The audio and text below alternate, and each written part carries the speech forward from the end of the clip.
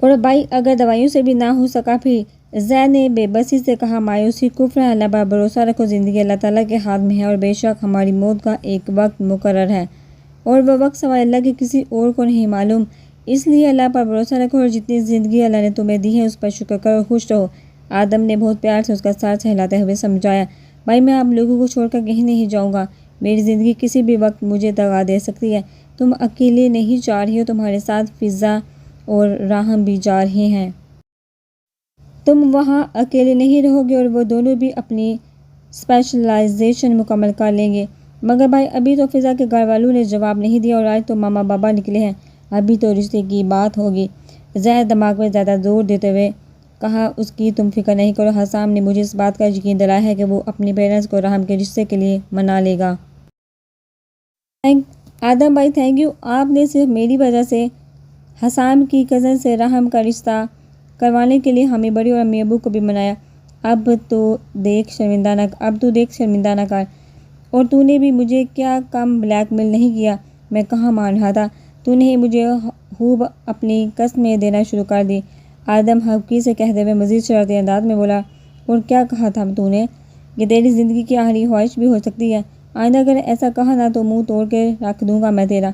میں اپنے راہم کو ہنسا دیکھنا چاہتا ہوں بھائی، فقط صرف اور صرف تیری وجہ سے میں نے اس شرجیل کے بھتیجے کو معاف کیا ہے بھائی، میری زندگی میں ہی کیا۔ میں آپ کو امی بابا اور راہم کو ہنستا بستا دیکھنا چاہتا ہوں۔ آدم نے اس کو محبت بڑی گوری سے گھورتے ہوئے کہا، اس کے چوڑے شانے پہ دمک جڑا، زیادہ بڑا بننے کی ضرورت نہیں ہے سمجھے، میں کافی ہوں اس کام کے لیے، آدم نے ہنستے ہوئے کہا۔ شرجیل کے چہرے کی ہوائیں صاف مرگ اڑتی ہوئی محسوس ہوئیں۔ یہ تو ملک کے مشہور سیاستدان کا بیٹا ہے نا؟ جی، آپ نے بجا فرمایا، یہ میر حسن سعدان ہے، میر حسن سعدان کا اکلوتا بیٹا میر حسن سعدان۔ شرجیل کے لب پھر پھڑپڑائے تھے، میں نے کچھ بھی نہیں کیا۔ شرجیل ہذیانی انداز میں چیختا اندر کی طرف بھاگا تھا جب میر نے ایک ہی جس میں شرجیل کو گدی سے پکڑا تھا اور کئی دھموکے اس کے پیٹ میں جڑ دیے تھے، جبکہ حسام نے گھر کا داخلی دروازہ بند کر دیا تاکہ کوئی فی الحال اندر نہ آ سکے۔ بتاؤ، تو ہی نے میری معصوم پیاری خالہ کا قتل؟ میر پہ تو گویا جنون سوار ہو گیا تھا، اس کو کچھ بھی دکھائی نہیں دے رہا تھا سوائے اپنی خالہ کے بلکتے سسکتے اور آہیں بھرتے وجود کے۔ وہ دیوانہ وار شرجیل کی دھلائی کر رہا تھا۔ ٹھہر جاؤ میر، پہلے اس شخص کو اپنی صفائی کا موقع تو دو جو میرے چچا کے رتبے فائز ہے۔ نہیں حسام، میں اس کو نہیں چھوڑوں گا، اس نے بہت ہی بے دردی سے میری خالہ کو اپنی درندگی کا نشانہ بنایا تھا، میں اس وقت اس کی شکل نہ دیکھ سکا تھا، مگر اب میں اس کو نہیں بخشوں گا۔ اس کی موت میرے ہاتھوں میں ہی لکھی ہے۔ میر نے اب اس کا سر بالوں سے جگڑ کر دیوار سے بار بار مارنا شروع کر دیا۔ چوتھی دفعہ جب میر نے یہی عمل دہرایا تو تکلیف سے بلکتے ہوئے شرجیل نے اس کے آگے ہاتھ جوڑتے ہوئے کہا، میں نے تمہاری خالہ کو نہیں مارا، تمہاری خالہ کو مارنے والا میرا دوست معین ہے، میرا بس اتنا قصور ہے کہ میں نے غلط کا ساتھ دیا اور اس کو بچایا۔ وہ لرزتی ہوئی آواز میں بولا۔ کئی جگہ سے دہنائی کی وجہ سے شرجیل کے جسم کے کئی حصوں سے خون رس رہا تھا۔ جھوٹ بول رہا ہے تو، بے غیرت انسان تو ہی ہے، اور اس بات کا ثبوت یہ بریسلٹ ہے۔ میر نے شرجیل کی آنکھوں کے سامنے وہ بریسلٹ لہرائے اپنی جیب میں سے نکال کر، میں بتاتا ہوں اس دن کیا ہوا تھا، ہر چیز سچ سچ بتاتا ہوں، مجھ پر رحم کرو۔ شرجیل اس کے قدموں میں بیٹھتے ہوئے بولا، جس دن تمہاری خالہ کا ریپ ہوا اس سے ایک دن پہلے معین رات میں میرے ساتھ میرے جوئے کے اڈے پر بیٹھا تھا، میں اس وقت اپنے اس بریسلٹ کو دیکھتے ہوئے بہت اداس ہو رہا تھا، کیونکہ یہ بریسلٹ میری بیوی نے 3 بنوائے تھے، ایک میرا، ایک اس کا اور ایک ہماری بیٹی عائد کا۔ میر چونکا تھا۔ تو فلک آنٹی تمہاری بیوی؟ ہاں، وہ بدنصیب نیک عورت میری بیوی تھی، مجھ جیسے غلیظ انسان کی بیوی تھی جو اپنی بیٹی عائد کی وجہ سے مجھے چھوڑ کر اپنے میکے چلی گئی تھی۔ میری دن بدن بڑھتی سیاہیوں سے تنگ آ گئی تھی۔ وہ کب تک برداشت کرتی میرے کالے دندے کو؟ کمینے، تو اس معصوم عورت کی بھی زندگی برباد کر کے مزے سے گھوم رہا ہے، اب تو نہیں بچے گا میرے ہاتھوں سے۔ آج تجھے میں بتاؤں گا کہ درندہ کسے کہتے ہیں، انسان کے بیس میں میں تجھے جینے تو کیا، میں تجھے مرنے بھی نہیں دوں گا۔ میر نے اس کو اپنے بوٹ کی نوک سے دھکا دیا اور کئی کک اس کے سینے پہ دے ماری۔ میر، پوری بات تو سن لو، یہ تمہارا ہی نہیں میرا بھی گناہ گار ہے۔ حسام نے میر کے شانے پر ہاتھ رکھ کے کہا، بول نہیں تو میں ایسی جگہ ماروں گا کہ جس مردانگی پر تجھے بڑا زحم ہے نا، منٹ میں تجھے ہجڑا بنا کے رکھ دوں گا۔ میر نئی سگریٹ سلگائی اور لائٹر شرجیل کی طرف بڑھاتے ہوئے کہا، پھر میرا دوست معین بھی میرے پاس آ کر بیٹھ گیا۔ کیا ہوا، یہ تیرے چہرے پہ بارہ کیوں باچ رہے ہیں؟ سوہنیوں، معین نے میرے ہاتھ سے بریسلٹ جبرتے ہوئے کہا، کچھ نہیں، یہ مجھے واپس دے دے۔ چل ٹھیک ہے، یہ تجھے ایک ہی شرط پر واپس ملے گا اگر تو میرے ساتھ ایک بازی کھیل جوئے کی لگا لے تو۔ اس نے اس کھیل میں شامل افراد کو آواز لگاتے ہوئے بلایا۔ اب ایک محفل سی لگ گئی تھی۔ میں نے بھی جوش میں ہمی بھری اور کہہ دیا کہ ٹھیک ہے، اگر میں جیتا تو تیرے گلے میں موجود سونے کی زنجیر میری اور یہ بریسلٹ بھی میرا، اور اگر تو جیتا تو یہ بریسلٹ اور میرے گلے میں موجود زنجیر تیری۔ بدقسمتی سے میں اس لگائی ہوئی بازی میں ہار گیا۔ دوسرے دن معین کسی کام سے تمہاری خالہ کے گھر گیا تھا، میں بھی ساتھ تھا۔ تمہاری خالہ کا شوہر معین کے دور پڑے کا رشتہ دار تھا۔ معین کسی کام سے اسے ملنے گیا تھا، میں باہر ہی بیٹھ گیا چبوترے پر سگریٹ پینے کے لیے، جبکہ معین پورے آدھے گھنٹے بعد پھر گھر کے پچھلے حصے میں سے کودا تھا۔ اس کے پورے کپڑوں سے لہو کے چھوٹے قطرے ٹپک رہے تھے۔ میں سمجھ گیا تھا کہ وہ کچھ کارروائی کر کے ہے۔ ہم دونوں وہاں سے جلد از جلد فرار ہو گئے تھے۔ گھر آنے کے بعد معین نے مجھے بتایا کہ وہ بریسلٹ باغم دور میں کہیں اس سے گر گیا ہے۔ میں تمہاری اس بات پر کیسے یقین نکالوں کہ تمہاری بجائے تمہارا دوست گناہ گار ہے؟ میں تم سے جھوٹ نہیں بولوں گا کیونکہ میری زندگی کا بس اب چند ہی دن باقی بچے ہیں۔ مجھے قدرت کی طرف سے ہی بہت بڑا سزا مل چکی ہے۔ میں HIV پازیٹیو ایڈز کے آخری سٹیج پر ہوں، اور ایک مرتبہ انسان کبھی بھی جھوٹ نہیں مرتا ہوا انسان کبھی بھی جھوٹ نہیں بولتا، اور میں بھی اپنی موت کے بہت قریب ہوں، اس لیے ایک مرتے ہوئے شخص کو اتنا تو یقین کر ہی سکتے ہو۔ کہاں ہے یہ معین؟ میر نے گرجدار آواز میں دریافت کی۔ اس کی آنکھیں غصے کی شدت سے لہو برسا رہی تھی۔ تجھے بھی میں اس طرح نہیں چھوڑوں گا۔ تو نے بھی جرم کا ساتھ دیا ہے۔ میری بات سن کان کھول کر، تو بھی اتنا بڑا ہی مجرم ہے جتنا جرم کرنے والا۔ یہ کہہ کر میر دروازے کی طرف بڑھتا باہر جانے کے لیے، جب میر جھومتا نشے کی حالت میں گھر میں گھسنے کے لیے در در دروازے کو پیٹ رہا تھا۔ یہی ہے وہ شخص جس نے تمہاری خالہ کے ساتھ یہ سب کیا، شرجیل کی لڑکھڑاتی ہوئی آواز آئی تھی۔ میر اس کو گھسیٹتا ہوا گھر سے باہر لے گیا تھا۔ پوری گلی کے سامنے وہ اس پر کسی بھوکے شیر کی طرح جھپٹا تھا۔ ساتھ ہی اس نے انسپکٹر ماویہ کو بھی کال کر دی تھی، جو اس کا بہترین دوست بھی تھا۔ وہ دونوں یونیورسٹی کے دور سے ایک دوسرے کے ساتھ۔ حسام بیٹا مجھے بچا لو، وہ حسام کے آگے گڑگڑاتے ہوئے کہنے لگا۔ نہیں شرجیل صاحب، آپ کو میں آج کچھ اور بھی بتاتا ہوں۔ آپ کی بیٹی آیت کا گلرانہ بننے کا سفر کس طرح سے شروع ہوا؟ آیت تو آپ کو یاد ہی ہوگی نا، جو ڈوب کے مر گئی تھی۔ میں آج آپ کو بہت ساری چیزیں بتاتا ہوں آیت کے متعلق جو میں جانتا ہوں۔ آپ کے اسی دوست نے اپنی اس نام نہاد بیوی چندہ بائی کے کوٹھے پر آیت کو بھیج دیا تھا، اور آپ کیسے باپ تھے کہ یہ جانتے بوجھتے کہ وہ میرے نکاح میں ہے، آپ اس بڈھے سے شادی کروانے چلے تھے؟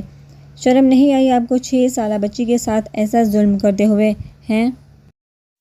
جس طرح میر کی خالہ زیادتی کا شکار ہوئی تھی، جس طرح گل بھی یعنی آیت تمہاری بیٹی میرے ہاتھوں اسی درندگی کا شکار ہوئی۔ اس نے بھی وہی اذیت جھیلی جو میر کی خالہ اور اس جیسی کئی عورتوں نے تم لوگوں کی وجہ سے جھیلی ہوں گی۔ دنیا مکافات عمل کا نام ہے۔ میں نے بھی تمہاری بیٹی کے ساتھ درندوں والا سلوک کیا، اور وہ بھی میر کی خالہ کی طرح زندگی اور موت سے لڑی۔ یہ کہہ کر حسام چپ ہو گیا، کیونکہ وہ چاہتا تھا کہ شرجیل کو بھی پتہ چلے کہ کس کی بھی بیٹی کے ساتھ زیادتی کر کے اس کو جان سے مار دینے کا دکھ کیا ہوتا ہے، کیا گزرتی ہے اس کے ماں باپ پہ، خاص کر اس کے باپ پہ، اور سب سے بڑی بات کہ جب قاتل آپ کا اپنا بھتیجا نکلے۔ کیا کہہ رہے ہو تم؟ شرجیل لڑکھڑاتی ہوئی آواز میں بولا۔ جی ہاں شرجیل صاحب، آپ کے اپنے بھتیجے یعنی میں نے ہی آپ کی اولاد کو، آپ کے لہتے جگر کو درندگی کا نشانہ بنایا تھا، کیونکہ جیسا آپ نے بویا ویسا ہی آپ نے پایا، اور آپ کی سزا آپ کی بیٹی نے بھگتی۔ حسام نے جان کر بات ادھوری چھوڑ دی تھی شرجیل کو، تاکہ وہ زندگی بھر اسی کرب سے گزرے جس طرح عائزہ کے ماں باپ گزرے تھے۔ میر کا بچپن مسا ہوا ہے۔ وہ بھی چاہتا تھا کہ جتنے اس کے زندگی کے پل بچے ہیں وہ اس میں اس قرب کو محسوس کرے۔ حسام، یہ تمہاری ماں کیا کہہ رہی ہے؟ حسام 4 بجے کا آیا تھا۔ راحل اور شاہدہ بے صبری سے اس کا انتظار کر رہے تھے۔ اس کے روم میں جاتے ہی وہ دونوں کچھ دیر بعد ہی اس کے بیڈ روم میں آئے تھے۔ میں بالکل ٹھیک کہہ رہا ہوں، میری بیوی آیت شرجیل زندہ ہے، وہ کبھی ڈوبی ہی نہیں تھی۔ مطلب کیا ہے تمہارا؟ راحل نے چونکا حسام سے استفسار کیا۔ مطلب یہ کہ آپ کے بھائی نے جھوٹ بولا تھا۔ آیت کو اس نے چند پیسوں کے عوض ایک بے جوڑ جوڑے کو بیچ دیا تھا۔ انہی لوگوں نے اس کو پال پوس کر بڑا کیا اور اب یہی کچھ عرصہ پہلے ہی کی بات ہے، ایک کار ایکسیڈنٹ میں وہ لوگ انتقال کر گئے۔ اس کے بعد حسام نے رحم کے گھر تک پہنچنے کا آیت کا سفر ان دونوں کو کہہ سنایا۔ اس نے اتنا بڑا جھوٹ صرف اور صرف آیت کے لیے بولا تھا اور اب مزید اپنے شریک سفر کی زندگی میں مشکلات نہیں آنے دینا چاہتا تھا۔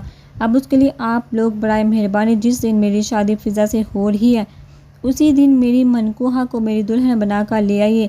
میں مزید اب اس کو در بدر نہیں ہونے دے سکتا۔ راحیل اور شاہدہ ششدر رہ گئے تھے۔ وہ ابھی بات ہی کر رہا تھا۔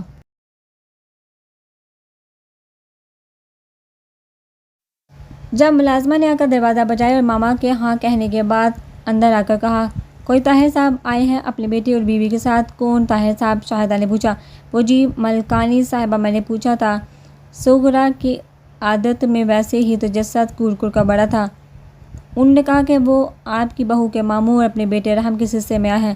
میں بہت شرمندہ ہوں، آپ سب سے میری پوری کوشش ہوتی تھی کہ میں فلک کا ہمیشہ خیال رکھوں اور ساتھ ہی اپنی بھتیجی کا بھی، مگر شرجیل ہم سب کی آنکھوں میں دھول جھونک کر فلک اور آیت کو آڑے لے کر چلا ہی گیا تھا۔ ہم نے بہت کوشش کی تھی فلک کو سمجھانے کی، مگر فلک شرجیل کی محبت کے آگے ہماری ایک نہ مانی اور شرجیل کے ساتھ فلک جپتے ہی چلی گئی۔ سب لوگ ڈائننگ روم میں براجمان تھے۔ ہلکی پھلکی رسمی سلام دعا کے بعد راحیل نے پشیمانی سے کہا، نہیں راحیل صاحب، اس سب میں آپ کا تو کوئی قصور نہیں ہے۔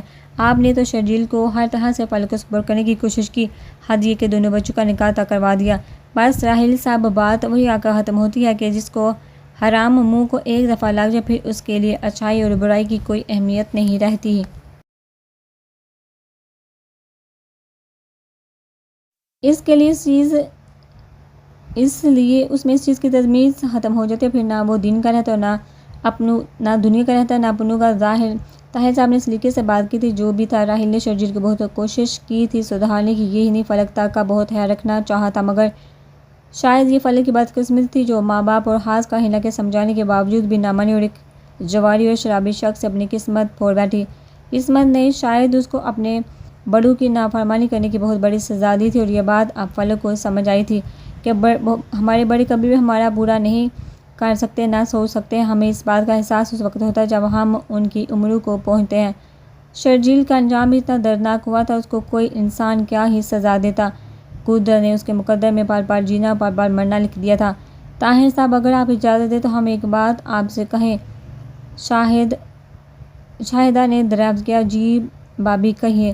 طاہر صاحب نے برہمی سے جواب دیا، اگر ہم اپنی بیٹی آیت کو ایک ہفتے کے مختصر وقت میں رخصت کروا لیں اور اپنے گھر کی رونق بنا کر لے آئیں تو آپ کو کوئی اعتراض تو نہیں ہوگا، مگر اتنی جلدی سب کس ممکن ہوگا؟ زارا نے بوکھلا کر کہا۔ بہن، آپ بالکل فکر نہ کریں، سب کچھ ایسا ہوگا کہ ہم سب حیران رہ جائیں گے، راحیل نے ہلکے پھلکے لہجے میں کہا۔ دراصل ہم آپ سے ایک اہم سلسلے میں بات کرنا چاہتے ہیں۔ زارا نے ماحول ہلکا پھلکا دیکھا، اپنی بات کا آغاز کیا، پھر اشارے سے شوہر کو کہا کہ وہ بات شروع کریں۔ جی بابی، کہیے، ہمیں خوشی ہوگی آپ کے لیے کچھ بھی اچھا کر کے، راحیل نے خلوص نیت سے کہا۔ دراصل ہم فضا بیٹی کا اپنے بیٹے رحم کے لیے ہاتھ مانگنا چاہتے ہیں۔ راحیل اور شاہدہ نے ایک دوسرے کو دیکھا اور دل ہی دل میں خدا کا شکر ادا کیا، اللہ نے ان کو فضا کے مرحوم ماں باپ کے آگے شرمندہ ہونے سے بچا لیا تھا۔ صدف نے دل میں سوچا، کیا کرتا ہے آپ کا بیٹا رحم بھائی صاحب؟ شاہدہ نے ٹھہر کر استفسار کیا۔ ہمارا بیٹا ڈاکٹر بن چکا ہے، اب اسپیشلائزیشن کے لیے US جا رہا ہے، اس لیے ہم بھی یہی چاہتے ہیں کہ آیت کے ولیمے والے دن ہم فضا بیٹی کو اپنے گھر کی رونق بنا کر لے جائیں۔ اس طرح ہمارا گھر بھی سونا نہیں رہے گا، زارا نے کہا۔ فضا ابھی تھوڑی دیر پہلے چائے کے ساتھ لوازمات سلیقے سے ٹرالی میں سجا کر لے آئی تھی۔ زارا کے دل میں فضا پہلے ہی نظر میں بھا گئی تھی۔ سادہ اور معصوم سی میک اپ سے مبرا چہرہ، بناوٹ نام کو نہ تھی۔ بیٹا، تم پورے گھر میں اکیلے کس طرح سے رہو گی؟ صدف نے پریشانی سے زمل کو دیکھا جو کہ بازی تھی کہ وہ رہ لے گی اکیلے۔ نہیں آنٹی کوئی بات نہیں، پریشانی کی آپ آرام سے جائیے، پھر آپ کو کوئی رکنے تھوڑی جا رہی ہوں، رات تک آ جائیں گی 1-2 بجے تک۔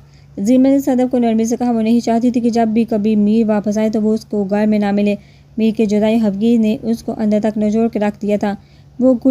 وہ گھنٹوں اس کو فون کرتی رہتی مگر وہ تھا کہ اس کی کسی کال کا رسپانس نہ دینے کی گویا قسم اٹھا چکا تھا۔ وہ ہار گئی تھی میر کی محبت کے آگے۔ وہ یہ بات اچھی طرح سے جان گئی تھی کہ واقعی نکاح کے 3 بولوں میں بہت طاقت ہوتی ہے جو 2 فریقین کے دلوں کو آپس میں مضبوطی سے جوڑ دیتی ہے۔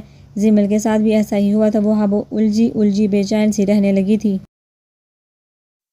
کسی پل بھی اس کو سکون نہیں میسر آ رہا تھا۔ وہ ہار یہی تھی۔ میر کی محبت نے اس کو بری طرح سے چاروں شانے چت کر دیا تھا۔ اس نے میر کی محبت دیکھی تھی اب تک۔ یہی وجہ تھی کہ میر کی ناراضگی اس کے لیے سہانے رخ ثابت ہو رہی تھی، مگر اب وہ میر کے ہجر میں بے بسی کی انتہا کو پہنچ چکی تھی۔ وہ اب میر کو مناتے تھک رہی تھی مگر وہ ستمگر تھا کہ کسی طور نہیں راضی ہو رہا تھا۔ سوچ لو بیٹا، رات کے وقت کوئی ملازم بھی گھر کے اندر نہیں موجود ہوگا، سب اپنے اپنے کوارٹر میں ہوتے ہیں، اور ویسے بھی مجھے آج شام سے ہی موسم کے دیور کچھ بہت بگڑے سے لگ رہے ہیں۔ میری مانو تو بچہ بہتر یہ ہے کہ تم میرے ساتھ چلو۔ صدف آج ایک غزل کے پروگرام میں انوائٹڈ تھی اور وہاں سے واپسی رات دیر تک متوقع تھی۔ آنٹی آپ بے فکر ہو کر جائیے۔ چلو پھر ٹھیک ہے، جیسے تمہاری مرضی بیٹا، اپنا خیال رکھنا۔ صدف اس کا شانہ تھپتھپا کر چلی گئی تھی، جبکہ حسن صاحب ایک ہفتے کے لیے بیرون ملک تھے۔ رات کے 12:30 بجے کا وقت تھا جب اس کی آنکھ ایک عجیب سے احساس سے کھلی تھی۔ وہ میگزین پڑھتے پڑھتے لاؤنج میں ہی صوفے پر سو گئی تھی۔ وہ ہڑبڑا کے جیسے اٹھی تو چونکہ باہر بادل بری طرح سے گرجتے تھے، وہ پھرتی سے سلیپرز پہن کر باہر لان کی طرف کھلنے والے دروازے کی طرف بھاگنے کے انداز میں بڑھی تھی۔ اس کو کبھی پہلے اس موسم سے ڈر نہ لگا تھا، بلکہ وہ تو بہت خوش ہوا کرتی تھی۔ وہ دیوانی تھی اس موسم کی، مگر نہ جانے کہ وہ اتنے بڑے محل نما سے گھر میں سراسہمہ سے ادھر سے ادھر چکرا رہی تھی۔ اس کو اچانک پچھتاوا نے آن گھیرا۔ کاش وہ صدف کے ساتھ ہی چلی جاتی، مگر اب تو پانی سر سے گزر چکا تھا۔ ایک دم سے بجلی زور آواز میں گرجی تھی، جیسے کہیں پر گری ہو۔ وہ مزید سہم گئی۔ جلدی سے لان میں کھلنے والا دروازہ کھول کر وہ لان میں موجود کین کی کرسی پر جا کر ٹھکر سمیٹ کر باہر گئی۔ ہر طرف اندھیرا چھایا ہوا تھا، سائیں سائیں کرتا ہوا ماحول کو مزید ہولناک بنا رہی تھی۔ ہر سو صرف اور صرف گرج چمک کے ساتھ بارش اور بادلوں کے گرجنے کی عجیب خوفناک سی آوازیں گونجنے لگی تھی۔ زمل نے اپنے پاؤں کین کی کرسی پر رکھ لیے اور اپنا منہ اپنے گھٹنوں میں چھپا لیا۔ خوف سے اس کی جان نکل رہی تھی۔ میر ہنیز کی کوٹھی 2000 گز کے وسیع رقبے پہ بنی ہوئی تھی، جس پہ 1000 گز کی رہائش گاہ بنائی گئی تھی اور 1000 گز کا وسیع لان چھوڑا گیا تھا۔ وہ سراسہمہ سی ادھر ادھر نظریں گھما رہی تھی۔ پورا لان سنسان اور بے حد خوفناک لگ رہا تھا۔